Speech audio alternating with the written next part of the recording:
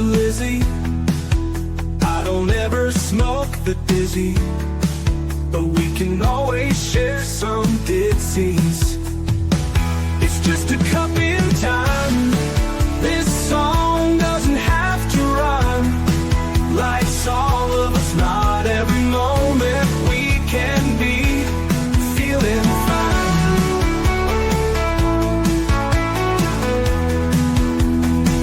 I wanna share a moment, just a second if you will, maybe even a cup of thrill.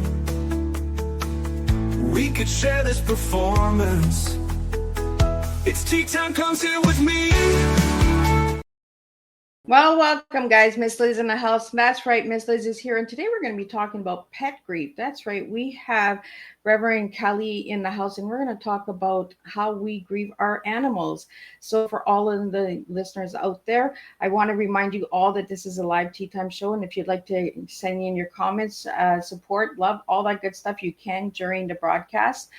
If you'd like to catch the replays, you can catch them all on Miss Liz's YouTube channel. So we're going to get you guys over there to Miss Liz's YouTube channel, Spotify, TikTok, Instagram, Facebook, all of those good platforms. But before we get started, you know how Miss Liz rolls. We do the disclaimer, and then we do a beautiful intro, and then we get Reverend Kaleel in here, and we have his tea. And today's tea is not a beverage. We are serving love, grief, emotions, meaning of our pain. That is the tea that we are serving. So, disclaimer for Miss Liz's Tea Time live show. Miss Liz's Tea Time is a global platform dedicated to sharing real life stories, diverse perspectives, and meaningful conversations that inspire awareness, healing, and connection. Miss Liz is going live using StreamYard. Before leaving a comment during the live broadcast, please grant StreamYard permission to display your name at StreamYard.com. Please be advised that all the content brought forward during any Tea Time show is presented in good faith. However, discussions may include opinions, beliefs, and perspectives that do not necessarily represent the views of Miss Liz or the Tea Time platform. Information shared by guests is based on their own experiences and is perceived to be accurate at the given time of airing. All guests, viewers, and participants are responsible for using their own judgment when considering any action or decision that may relate to these discussions. Some episodes may include and cover sensitive topics, including but not limited to trauma, abuse, grief, mental health, and other emotionally triggering subjects. Listeners' and viewers' discretion is strongly advised. Tea Time with Miss Liz is an open discussion forum designed to offer insight, inspire awareness, and create connection. It is not a substitute for professional, medical, legal, or therapeutical advice. If you require professional support, please seek assistance from qualified professionals or trusted resources in your area. If you have any questions regarding this disclaimer or content of the discussion, you are freely welcome to contact me, aka Miss Liz, directly at my email at bookingmissliz@gmail.com or visit Linktree Miss Liz's Tea Time. By choosing to participate in, comment on, or view these live shows, you acknowledge and accept this disclaimer. Your participation is entirely voluntary. Miss Liz welcomes you to join the conversation with an open heart, and if at any time you feel this platform is not right for you, I respect your decision and wishes and welcome you back whenever you're ready. Tea Time with Miss Liz is serving truth and awareness one cup at a time. And let me give you a little bit about my guests. Well, today we gather in a tender space of love, loss, and healing. Joining us is a remarkable heart leader, Reverend Kaleel Sakakeeny. Reverend Kaleel is an animal chaplain, grief minister, and powerful advocate for the bond between humans and their beloved animal companions. He walks with families in their deepest heartbreak, offering compassion and ceremony when words feel too small. His work reminds us that the love we share with our animals is sacred, and the grief that follows is real, worthy, and deserving of honor. This afternoon, we explore the truth that love never leaves us. It simply shifts forms and stays forever in the heart. Let your hearts open, let your tears be welcome, and let's healing meet you at the table. Let me get Reverend Kaleel in here and let's spill some tea together. Hi. Welcome, Reverend Kaleel. It's Kaleel, but that's okay. I know how it is. It's fine. Good to be here.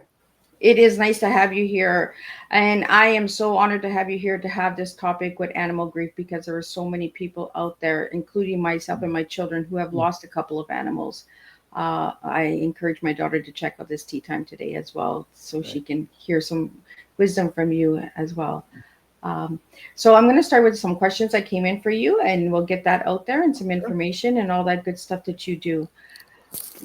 So, Reverend, what first inspired you to your journey be to become an animal chaplain and grief counselor for those mourning their animal Right. companions? It was a long journey, certainly a relatively recent journey also. Um, I spent my life as a theater director, as a journalist covering the Middle East and other places for NPR. I was a professional life coach, and life was good. Everything was working fine. I had lots of pets whom I adored, and we love all our animals, but some animals are just bigger loves than others. And there was one very big black cat. His name was Cairo, and he was the world to me. It really, really mirrored my soul, mirrored my life, and he was precious. And when he died, I kind of went off the rails. I probably drank too much. I wandered the streets. I was beside myself and surprisingly lost. So I did the normal thing. I went to a couple of therapists to see how they could ease the pain, relieve the grief, only to find out that they wanted to prescribe a pill or medication or treat this as a mental health issue. And it wasn't a mental health issue. It was more of a spiritual issue. And there is no pill for sadness. There's no pill for a broken heart.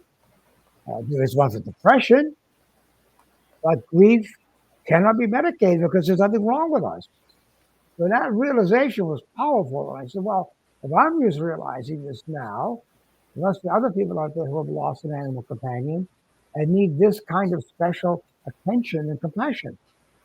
So I became an animal chaplain, became certified as an advanced grief counselor. Because losses for the loss of a job, loss of health, loss of friendship, loss of love, a loss of pet, and started Animal Talks as a nonprofit organization during COVID when the idea of grief was foreign to us because we have a grief illiterate and grief avoidant society.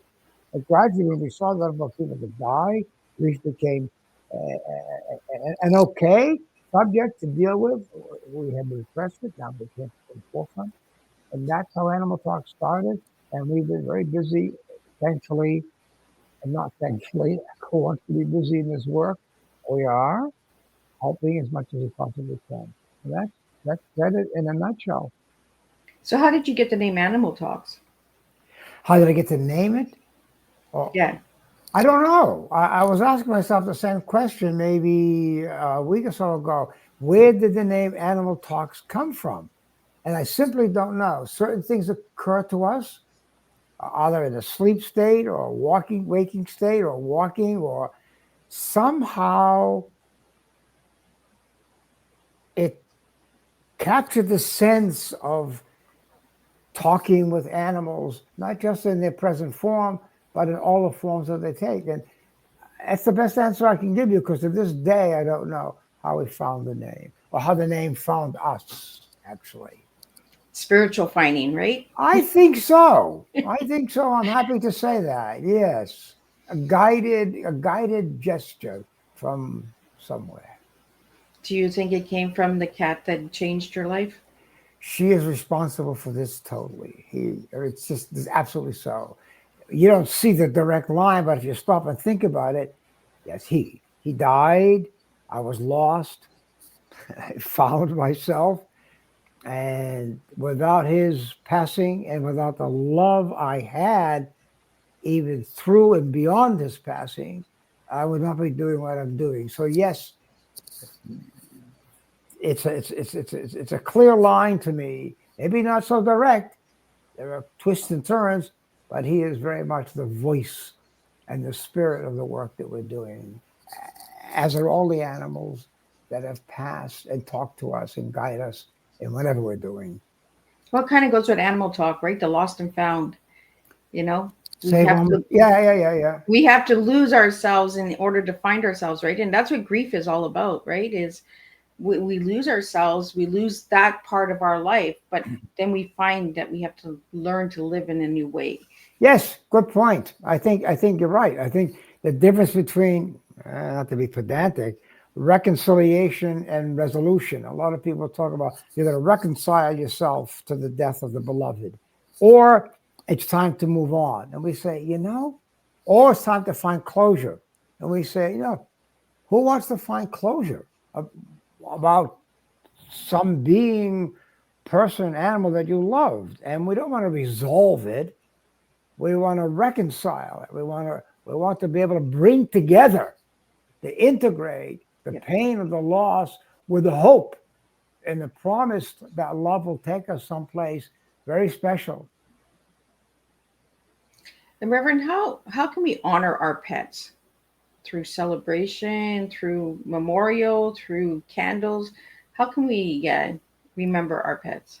Well, you honor them every day by who you are and how you behave. Like, again, when I see people walking their dogs, for instance, and I see them on the phone and pulling the dog, or it's the dog's walk.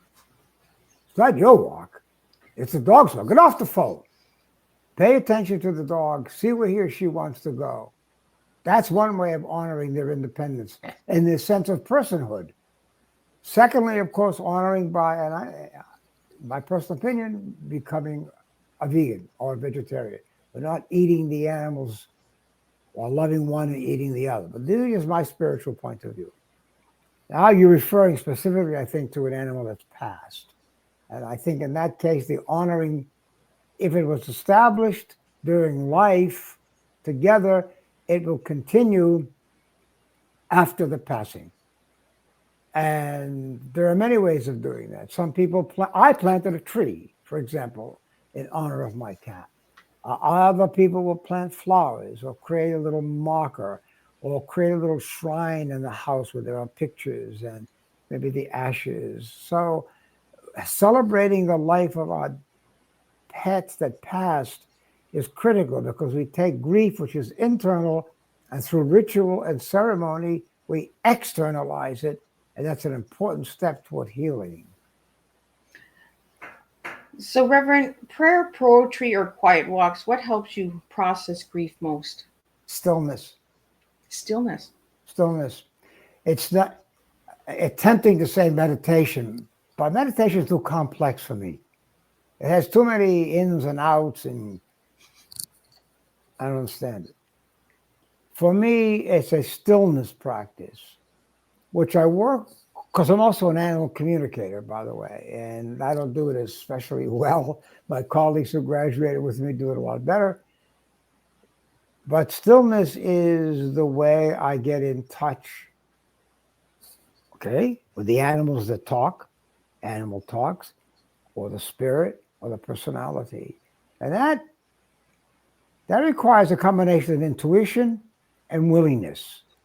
We have a lot of exercises that kind of help a person move toward that. But stillness, when I lower my gaze, quiet my body, quiet my mind,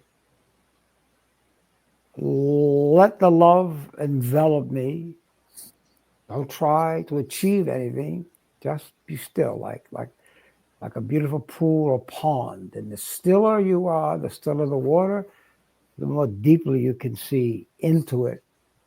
And that then becomes the ground of our relationship, or the basis of it. I like that answer, because, meditation doesn't solve everything. Oh, And I'm like you, I find it complicated at times. I'm glad to hear that. I like the stillness because I like to reflect, right? Just take that moment to pause. That's right. And that's what death is, right? It's the pause of life. You're on that hold, right? And you mentioned something at the beginning where they said mental health. I've had that experience too, where the doctors have said, well, that's mental health. That's, let's just give you a pill for that. But grief is so complex and so full of dysfunction in function as well. There's a both ways. There's a cons and there's the pros of grief. Can you explain to us and my listeners out there what the emotion attached to the grief holds us back so long? Say one more time. What is the emotion of grief, or? Yeah, the emotions, because our griefs are part of our emotions, right? And why we hold on to our emotions so much when we lose something. Yeah, grief is an emotion. Again, as I say, until COVID, it was really never talked about it, and all of a sudden, everywhere is the grief courses, grief classes, grief. It's amazing how we were like a voice of the wilderness years ago. But grief is to be technical, the mind and body's response to profound loss. Now, many of the people I work with will say, almost all of them say, in fact, I think I'm losing my mind. But you know what? They are losing their minds because there's more than one mind. We have multiple minds. I have a mind that's you and me right now at this moment. But because neurologically we live our lives with our animals, when to feed them, when to walk, who to allow in the house, how to walk, what kind of voice to adopt. So for 5 years, 10 years, 12 years, the mind has created a world around this relationship that you have with your animal companion. It knows everything. When the food is wrong, when the food is right, what guests should. Then the animal is passed. And the mind is saying, well, I've been doing everything right, but there's no reason to now. And it starts to turn in on itself, and the person feels they've lost their mind. And in effect, they've lost the mind that existed as a reality between them and their animal companion, their pet. So they're not crazy. They have lost their mind. And so that's a powerful experience. It's frightening. I'm glad that we're having this deep conversation. And I'm like you. COVID came along, and then you've seen everything popping up, right? All these conversations. Absolutely. Grief has been going on for centuries. Why are we just talking about it now? Loss of animals has been happening for centuries. Why are we just talking about it now? And, I find that the spiritual world finds me at the right time and brings me the guests that I need at the right time. My daughter lost 2 dogs within 6 months, and she's like, Mom, what am I doing wrong? And I'm just like, it was just their time to pass. It wasn't about doing anything wrong. It was just their time, their journey was over. But how do we keep those journeys alive? It's interesting you say that because I could never say, with all due respect, since we're talking personally and honestly, I could never say that to someone who comes to me. It was just their time. Because that doesn't ease the pain. It's true, and it's an absolute reality. And that's what's so critical about this is because the overriding emotion that people feel that seems most common is guilt. That I wait too long, that I did not act soon enough. Guilt that I'll let the veterinarian perform this operation. Guilt that I didn't let the veterinarian perform this operation. But guilt, in my experience, is really an attempt to control. The pain is so great that if we feel guilt, we can then say, I could have done something about it. If only the gate weren't open. If only I didn't go to the store to get a loaf of bread, I would have had the car collision. That's not true. You're right. It was the time. But usually there's guilt behind that. And the person trying to rationalize the pain. So blaming themselves is better than standing naked in front of the pain. Mm-hmm. So we have to work on the guilt to transition that from maybe guilt to regret. So it's a fascinatingly complex world and journey, as you to use your term. I like that, what you just said, standing naked in the pain. That's exactly why right. are we so scared of our pain? We all endure pain. We all endure a loss. But look at our society. It's be happy, make money, succeed, party, football games, best. Great. But you can't continue to deny the humanness of being human. And love is our natural property. It's our natural inclination. We need love the way we need water and air. And if you don't have that through a connection, either with people or nature or animal companions or whatever, or even your own spirit, then you have to bang the drum so loudly to block out the yelling and the screaming of the hurt. And it's a tin drum. Yeah. We have a couple more questions that just popped in, and it says losing a pet can feel as painful as losing a family member. Why do you think society still struggles to validate the depth of grief? Well, there's an interesting question in the question. And not only can it feel more painful than the death of a family member, it is can feel more painful, not just as painful. So, can I comment on that first a little bit? Yep, go ahead. Okay. No, all our human relationships are flawed, right? We have betrayal, we have anger, we have judgment, we have infidelity, we have criticism. So, all of our relationships to our beloved humans are complex. So, when someone dies close to us, a parent, a sibling, a friend, there's mixed feelings. I mean, you remember the arguments you had, the criticisms, the discussion. So that's kind of flawed. But when a dog or cat or fish or lizard or bird passes away, there was nothing complex about that relationship. There was no judgment, no infidelity, no betrayal, no judgment, no criticism, no negativity, no arguments. So when that kind of love is gone, we really feel we have lost the better part of ourselves. Yeah. That our animals are the angels of our better selves. And when they go, we're left with the terrible us that criticizes and judges and gets into fights. But when they're there, the better part of ourselves comes out. And who wants to lose the best part of themselves? It's a completely different grief, right? And we don't talk about pet grief. We talk about loss of human, but we don't talk about animals as Not easily. People who know. yeah. People who know. So to answer the second part of the question, why is what was her second part of the question? Why is grief what? Uh, Why why do you think society still struggles to validate the death of because it's grief? frightening. Oh, It's frightening to be vulnerable like that, to feel the heartbreak. Let's have another drink. Let's go shopping. Let's do something. Go to a club. Nobody wants to stand still and marinate in their grief or be totally involved in it as the only way to make peace with it. It hurts. It hurts. We don't want to be hurt.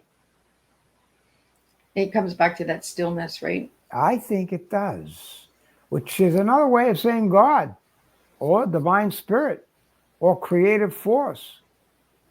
I mean, I'm sort of like to see stillness as encompassing all of that. Yeah. The stillness of it's the quiet space, the interstices, the middle place between one action and the next. If you can get to that place, that stillness, then you understand both sides, all of it. Yeah. Well, I want to go into the tea that you gave me, Reverend. Okay.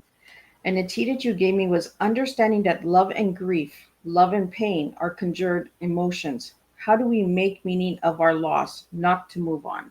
Is the tea that you gave me. Co-joined emotions. You know, it's funny because Kubler-Ross had 5 different stages of death and dying. And they became, fixed in our minds as stages. David Kessler, who worked with her and whom I study with, created a 6th step, which is the one you just said, making meaning. And that really is a challenge to us because how do we now take the loss of the pain and make it meaningful? And people do that in different ways. Some volunteer, some go to shelters and work there, some become animal chaplains, some plant trees, some create nonprofits to help the unfortunate. But however you do it, taking the grief and letting it be a motivation to make meaning and to do good and to go forward as a better self is the best way, back to your first question, about honoring the life of our relationship with our pets. I'm so glad that we're having this conversation, and I'm too. because we need this conversation, real, raw, honest, open stillness. Just pause. Right. Grief is a pause. Usually, Oh, when you're told that someone has just passed or an animal has just passed, you're still. That moment stands still. that's exactly right. That's the funniest part because people will say, how is it that the world is still going on? They're shocked that the cars are still driving and people are still walking and going to work or whatever the case is. Airplanes are flying. For them, the world has stopped. Absolutely. And they're stunned that everything else is still happening. It's that powerful. Right? Stillness is that powerful. Yeah. We need to bring stillness to the world. Amen. You know, Yeah. I am so glad that you were directed to me because we need this open conversation, and I'm glad for need it. it for the listeners out there that are suffering in silence and feeling like they've lost their mind, because you have lost your mind. That's right. We have to put it out there, right? There's no stigma or shame on it. Loss is losing your mind, losing that part of your life. I want to talk about a course that you have coming on in February of next year. I want to talk about that course a little bit because that's an Yeah. 8-week course. Could you share a little bit about on that? Thank you very much for asking that question. I really appreciate it. Uh, Last August or last spring, we decided that we were going to create, because we feel the world needs pet grief specialists and educators. Well, we thought that for quite a while, but we didn't do anything about it because we were just very busy establishing our organization and helping try to make it survive. And then we decided, let's give a class, an 8-week class. Now, we're lucky in that people come to our websites from pretty much all over the world, from the Philippines to Russia to the Ukraine to wherever. So, and then we decided, well, maybe if enough people are tapping into the website, maybe there'll be enough of them who want to study pet grief and become a pet grief specialist and become certified. So we gave the course, and it was spectacular. The 10 or 12 people that were from Sweden, from the Philippines, from Hawaii, from all over the United States, bonded together in such a way that they shared the most vulnerable selves and joined each other to support their own work. It was a beautiful class. They formed their own Facebook alumni page. And so we decided to run a second class in February. We have 3 or 4 people already signed up. We only limited to 10 people, 10 to 12 people, because we feel that's important. But it's an important training because we combine training and intuition. How do you work with a client or a person? I hate the word client. How do you work with a pet parent who has lost their pet? What's the approach? How do you deal with their guilt? What do you say when they say life is not worth living? How do you become personal without personalizing? How do you listen and listen for certain things? So if a person says, my husband and I grieve differently about the death of Rex. Well, what is that difference? Can you talk to me about how that's different? Because knowing the different styles of grieving, say, is very important to healing.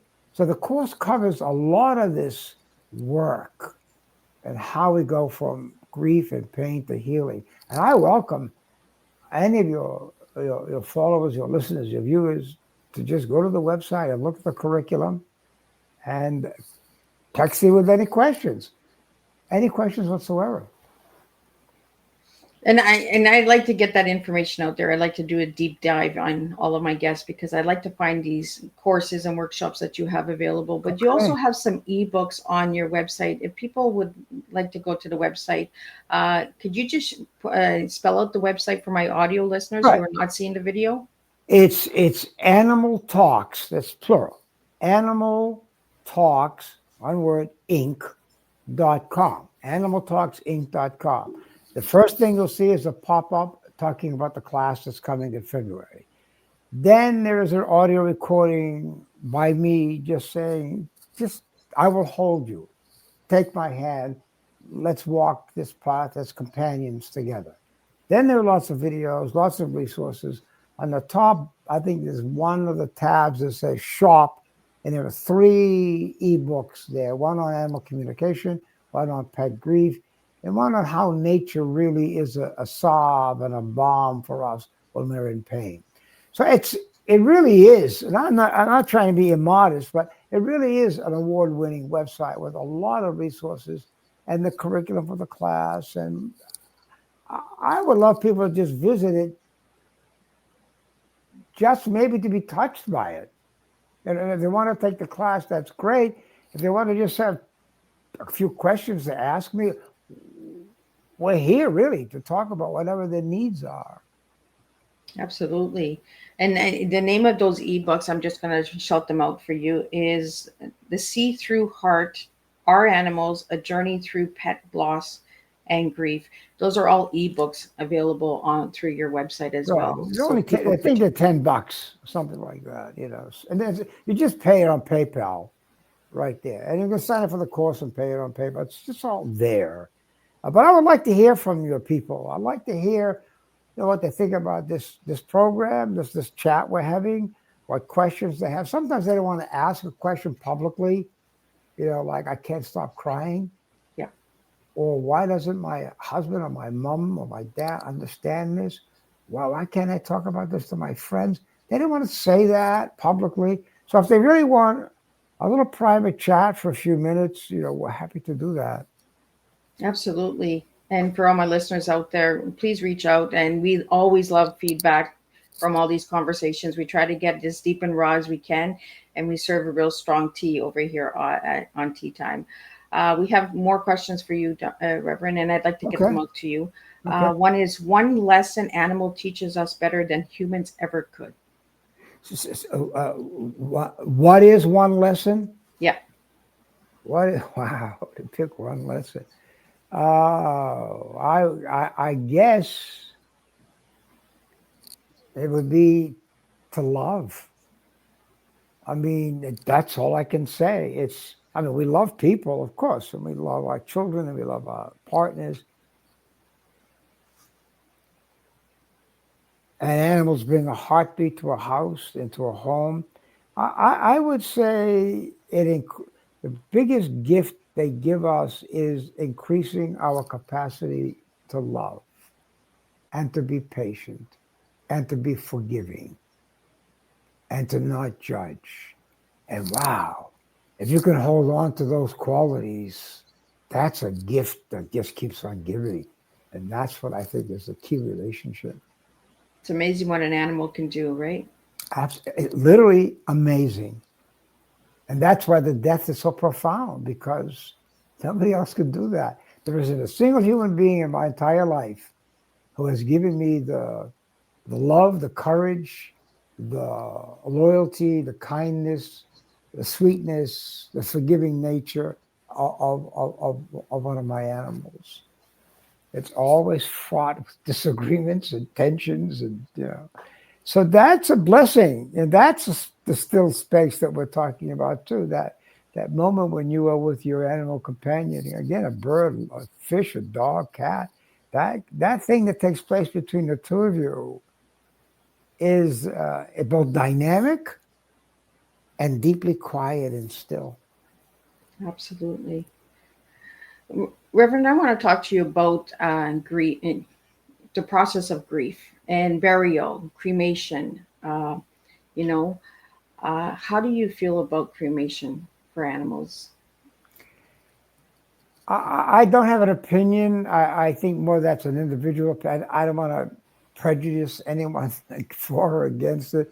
That's a decision that you make. Most people do that because there are laws against burying a deceased animal on your property, and people don't want to think of that. So most of the time there is cremation, but that's an intensely personal decision, just the same way euthanasia is. And that's the worst part of it, because we never know what the right time is, and there is no right time.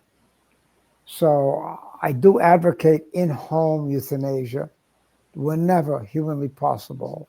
And there are some amazing people out there who do loving and thoughtful and gentle in-home euthanasias. Um, and then if you do choose cremation, which I think 90% of people probably do, and you do get the ashes back, people say to me, well, I'm going to scatter the ashes in my dog's or my cat's favorite place. And I say, you know what? Don't scatter them all, because keep some back, because you will need them as a reminder and a remembrance of who he or she is, still is. So there are some complex issues around rituals, but they're critical. They're important. They bring friends into the celebration, pictures, singing, music. I have a shrine, like kind of a special place with cats' pictures, dogs' pictures, dog collar, water, food bowl. So when I just walk by it, I can just touch it and become still for a second or two or three and reunite for that moment with the aid of the photographs, the collar, the leash, whatever. And those are ways of remembering and keeping the love alive. Reverend, I have a question for you. How do you feel about the statement replacing the loss?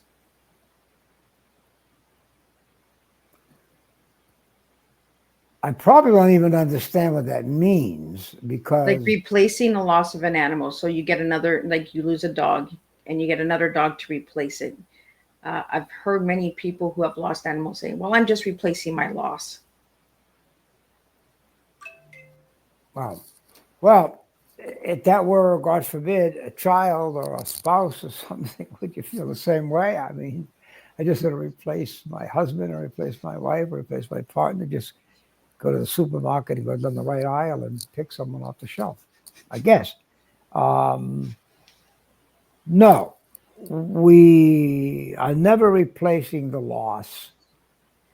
We're letting the loss move us, carry us in a particular direction. And if the person, first of all, I recommend not getting an animal soon after one has passed, because you will make comparisons, you'll be disappointed. Um, it may fulfill the loss, fill that emptiness, fill that hole briefly, but there will come a time when you will find yourself saying or thinking, well, Rover didn't do that, or why is she behaving differently than so-and-so did? And that will start to eat away and gnaw at you. So you can keep in mind the idea that I will, because I need to have another dog or cat or fish in my life. But I will wait, and I will be told by my animal companion that the time is right. He or she will say to me, I love you, Mom. I love you, Dad. I will be with you always. I know you are always with me. I want you to be happy. Go, bring a brother, bring a sister back into the house. I will not consider it a betrayal. Don't replace me, please. Just take the love you gave me and the love I gave you and amplify it. Thank you for answering that. The word replace for me, it breaks my heart. It breaks mine too. It's a terrible term. I don't even know where it came from, but anyway, there it is. Yeah. Reverend, we have a question about separation and divorce, where a lot of people lose an animal through this separation. That's right. Can we talk a little bit about that? Yeah. Funny, I did a podcast about 6 months ago on exactly this. It was an estate podcast, a legal podcast. Animals are considered in most states to be property. The same way a toaster oven is, the same way a car is, the same way a piece of furniture is. So if there's not an amicable divorce, if there's a lot of bitterness or anger or something, it's a terrible situation, because the dog or the cat or the animal will go with whoever it legally owns the dog. So if I give you a present of an animal on Christmas or something, whatever the case may be, and that's your dog. It was given to you. and therefore you have the ownership right. Many couples work out a kind of split relationship with the dog, or the cat will stay a week here, a week there, but that doesn't usually work out. So the sad part is that it is property, the animal is property, it will go to who the legal owner is, however that's proven by a court.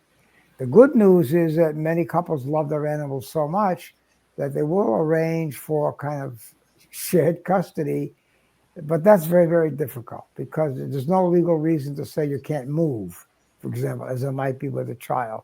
And one of the partners, one of the spouses may decide to move, and you can't say my visitation right because it's not a legal issue. It's an agreement between the two of you. So it's a tough one. There's no easy answer for it. And it's a hard loss, right? It's a hard loss. Especially if the divorce is sloppy and messy and painful, right? A lot of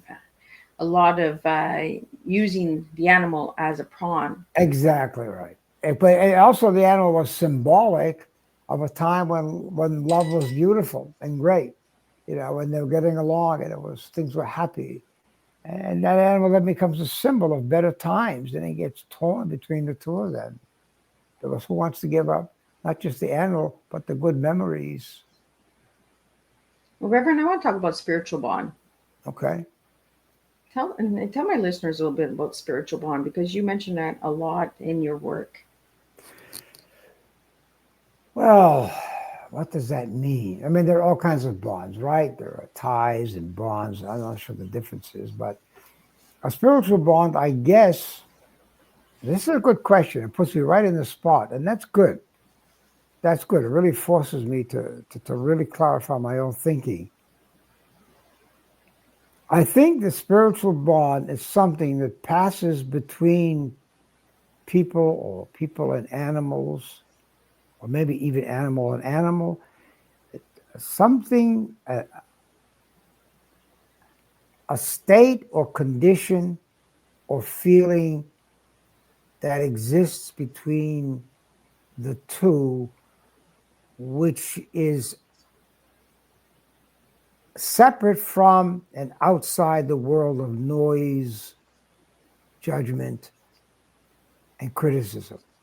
You can feel it when it's like a peacefulness, or to use our word again, a stillness, where the connection can almost give you goose pimples, can almost bring a tear to your eye, because there's no other noise in it. There's no other necessity in it. It's a state of solid, pure connection. Doesn't always last long, but it always is something you come back to, and is the underpinning of your relationship. You know it when you feel it. It's that quiet moment when you're with your animal and he or she looks up at you and you look down, and it's neurological. It's not just spiritual, because animals, by virtue of their higher forehead and their eyes, have learned to ask questions. Scientists have shown us that the serotonin, or the neurological reaction to that kind of relationship with an animal, stimulates the same place as it does with an infant or a baby. And many people will always refer to them as my baby, my baby. And it is that because that bond, that connection, that relationship is not just physical, it exists at an entirely different plane, which is sacred. I'm going to use the word sacred, a sacred connection, a holy connection, a special, unique, one-of-a-kind connection that takes place outside the madding world and the noise. The best I can do right now. No, and that's good. You know, I put you on the spot. Yeah, that's great. That's good. I love it. That's important. Then can we talk about animal forgiveness? For animals forgiving us, or us forgiving them? Both. Let's do both. Okay. It's funny because people say, one of the things they say about animals is they're in the moment. They're in the moment. They're always in the moment. But that's not true. Because my dog remembers things, remembers where the muffins are, or for 5 days from now, she'll come back in the house and remember where we put the cookies. So they don't just live in the present; they have memories. And if you're unkind to an animal, for example, then they remember that you're unkind, that you've hurt them. I don't think they hold it against you. I don't think it's a grudge. I think they feel that you hurt them. They feel a dismay, a shock, something akin to disappointment. Now, I understand these are human words, and I'm anthropomorphizing at this point. I know that. But I don't think they make a judgment. He's a bad person. He can't be trusted. I hate him for what he did. But they can be hurt and wounded and feel lost. But I don't think they make the judgment. So that, by its very nature, is a kind of forgiveness. As far as the human is concerned, I think we're forever forgiving our animals. You know, I mean, some people, because of the way they've been brought up, or hit an animal or squirt water at it or something. That's terrible. I mean, you can't, most of us just know the dog or the cat as being a dog or a cat. Of course, you have to make them good citizens and train them. But if they misbehave, you don't hate them. You don't yell at them. You don't hurt them. This is not right. This is not how we agreed to be together. Let's work on this together. This pooing or peeing in the rug or whatever this barking. Let's do this together because we care for each other. So that's not quite forgiveness. It's kind of maybe absorbing, accepting, and continuing to go forward with that, as opposed to getting stuck in a judgment or fault finding. And I think what you just said, teamwork, right? Let's work together. Partnership. It's a definite partnership. Like if you treat an animal wrongly, the animal's going to act wrongly. You know, if you treat it right, it's going to act right. It's just like human to human, that's you know, animal to animal. What message could you give to my listeners out there about animal rights and treatment towards animals? Oh, animal rights. Well, you know, I don't want to start to proselytize. I have animal rights. Animals in some countries, like I think New Zealand and Australia and other places, there's a movement, maybe even this country to some extent, a movement toward personhood. Look, we've come a long way.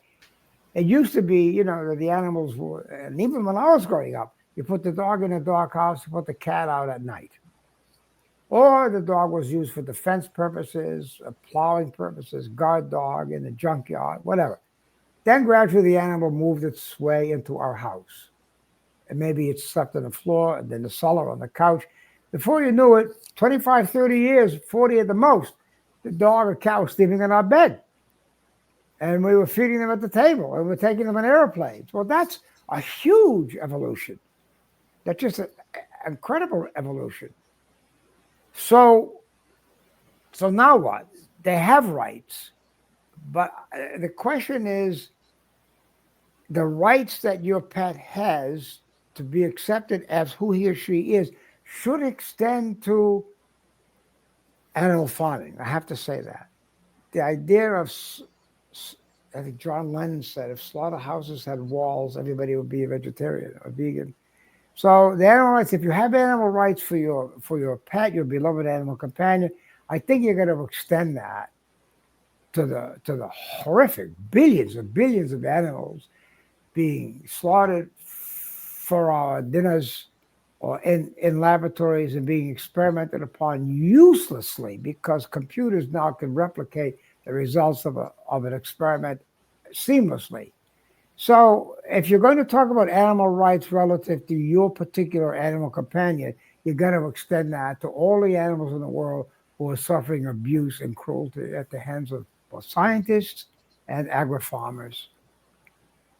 Well, thanks for getting, you know, and sharing that real raw information out there. Yeah, people don't want to hear it. No, they don't. They don't want to hear the truth. And they say that all the it. time to me, Miss Liz, stop the truth. I'm not stopping the truth. They don't want to hear it. The truth hurts, guys. And we need to hear it. You know, if we want change in the world, we want to see a difference, we have to start speaking the truth and start seeking the truth. It's a cognitive dissonance. And the question is really a good one. Why do we love the one and eat the other? I mean, you have to answer that for yourself, Right? right?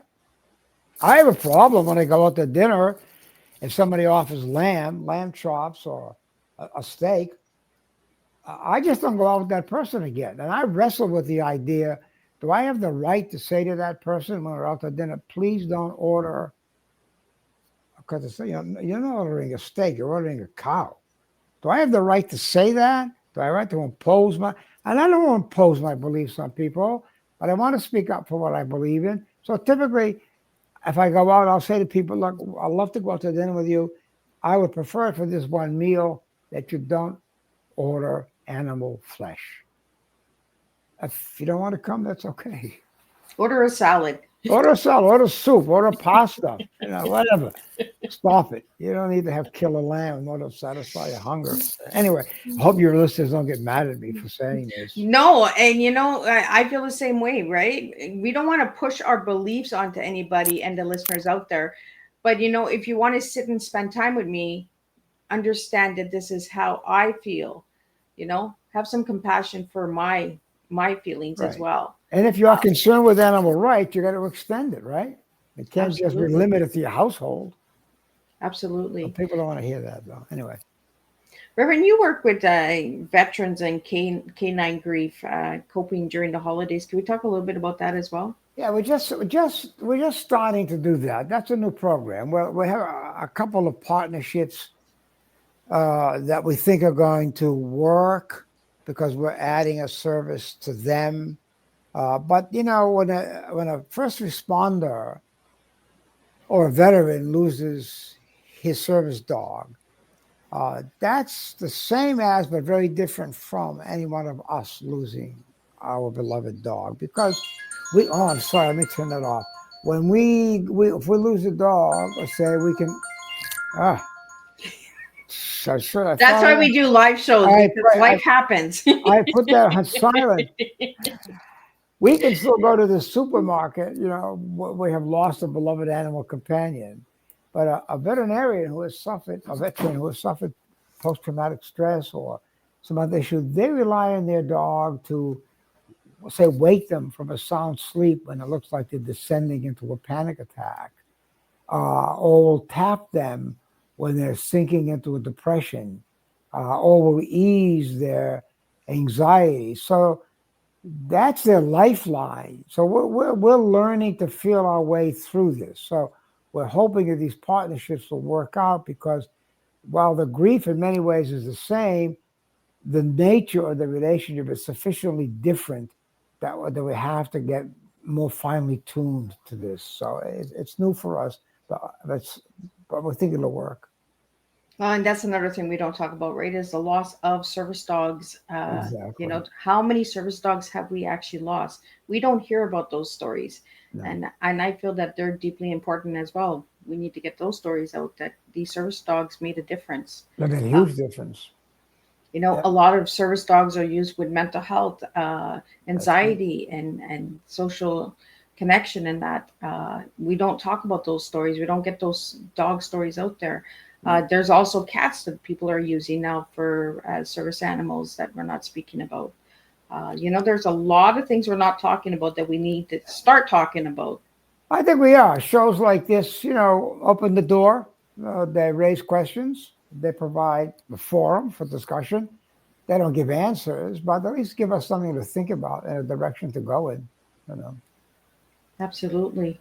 We have a question that came in, and it says, what message of comfort and hope would you like to leave with those struggling to heal and losing their pets in the middle of life upheavals? Middle of life upheavals? Yeah. Oh, what words of comfort?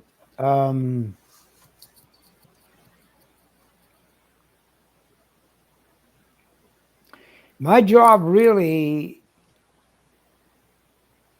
is to help the person as a companion, as a guide, to find their own words of comfort.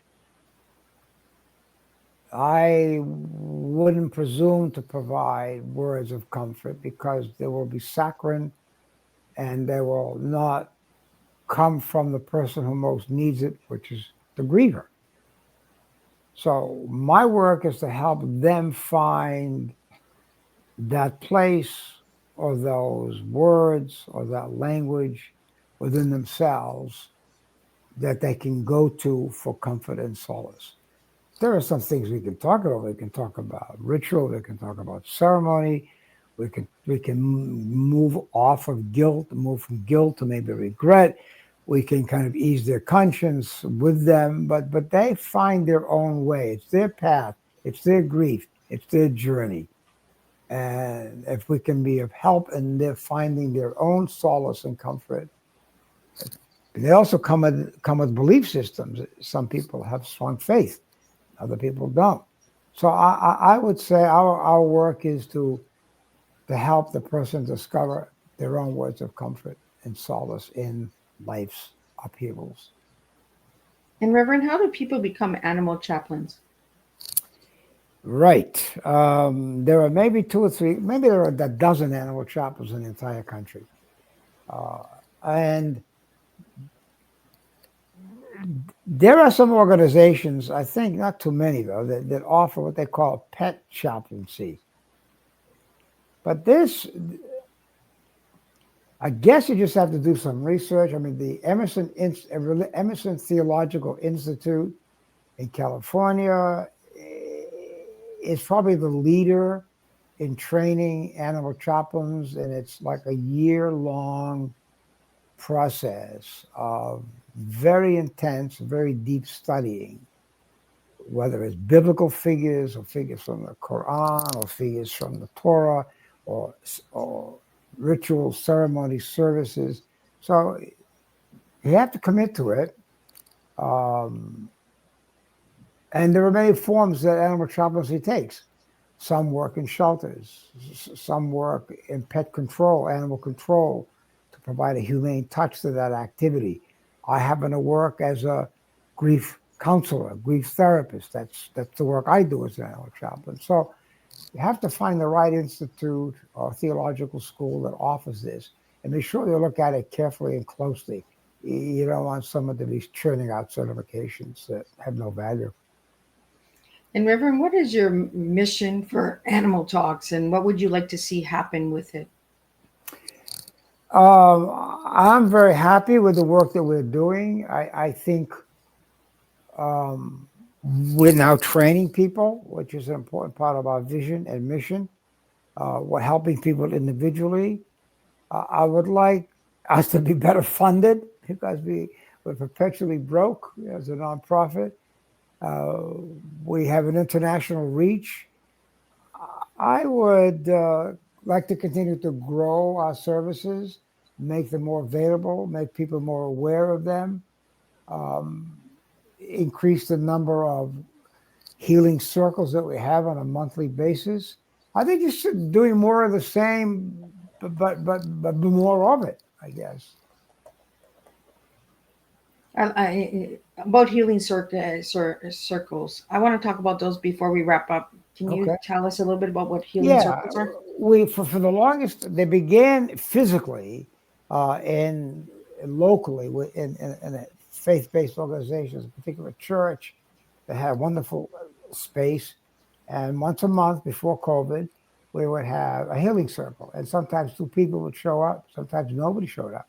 Sometimes 15 people showed up. And we would talk about our pets. We would have a kind of moment of silence or stillness, or we would exchange ideas. It was really very special because no one was leading anything. People just was there. Then when COVID hit, we suspended it, and then we moved it to Zoom. Then we had it monthly on Zoom. And then in the last month or 2, we've stopped doing that because we started to work on the class that we're teaching and this new connection with veterans and their service dogs. And that was taking up still takes up a lot of time and energy. So we just got a note yesterday from a therapist in Australia who asked if she could come and sit in on a healing circle because she wants to bring that information to her work as a therapist. So that got us thinking just yesterday, strangely enough, about recreating the circles again. So that's a work in progress. We'll see. If anybody wants to participate and is eager to join that circle, they should let me know through you or let me know directly. And everyone can reach out to you through your email, your I website, welcome and it. that I as well. welcome it. Yeah, I'm a great lover of people making connections. So I was happy to do that. Reverend, final words before we wrap up. Final words. Life is beautiful. People have said that before. It's worth living. People have said that before. Be patient with yourself. Know that animal love is a divine gift. It's something that you're being given temporarily. It will be taken from you or moved away from you. The pain that you feel, the grief that you feel, is just simply the sign of the love that you experience. So if you say to yourself, how long will I feel this grief? The answer is, how deeply did you love? How long will you feel the love? If the love will be with you forever in one form or another, so will the grief. But they will commingle, and you will remember those days with more joy and love in your heart than you do now with grief and pain. So be it. Thank you so much. My And, pleasure. and thank you, Reverend Kelly, for pouring truth so gently into our cups today. You reminded us that grieving a beloved animal is not weakness, it is proof of profound love. The stories shared at this table have shown us how every paw print, feather, or whisker touches a soul and shapes who we become. As we close this afternoon's tea time, may we hold this message close. Love lives on. Healing begins when we allow our hearts to feel fully and honor the companions who blessed our lives. To every viewer holding grief right now, you are not alone. Your love matters, your loss matters, and your story matters. Until the next cup shared, keep planting seeds of kindness, compassion, and remembrance. Thank you all for joining me, and I'll see you tonight at 7 p.m. with the second tea time story on grief of a lost loved one.